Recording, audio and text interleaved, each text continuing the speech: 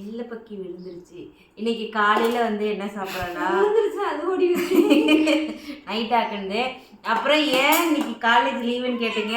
இவங்க காலேஜ்ல graduation function நடக்குது. சனிக்கிழமை காலேஜ் கிராஜுவேஷன் ஃபங்க்ஷன் நடக்குதாம்மா. அது எப்படி அதை எனக்கு முழுசாக சொல்ல தெரியாது. ஸோ அதனால் இன்னைக்கு போகலை. நைட் சாரி லீவே விட்டுட்டாங்க. அதனால நைட் வச்சதெல்லாம் சோறு இருக்காதுன்னு சொல்லிட்டு அதனால நைட் ஆக்கின சோறு மாவு பொங்கி பொதன்னு வந்து கிடக்குது. கேரளாவில் எடுத்த விளாக் போட்டிருக்கேன். ஆனால் யாரும் போய் பார்க்கலன்னு நினைக்கிறேன். டைம் இருந்துச்சுன்னா போய் பாருங்கள். அது நல்லாயிருக்கும், ஜாலியாக இருக்கும், ஃபன்னாக இருக்கும். அதெல்லாம் எந்த காலம் போச்சு. இவங்க பழசை எடுத்து வந்துட்டு வந்து உட்காந்துருந்தா எப்படி வருமா? ஸோ அதனால் இன்றைக்கி நம்ம வீட்டில் இதுதான் பழசு. இதுதான் பழசு. நம்ம வீட்டிலலாம் என்ன ஸ்பெஷல்னு சொல்லிட்டு கமெண்ட் பண்ணுங்கள். எல்லோரும் ஸ்கூல் காலேஜ் போயிருப்பாங்க.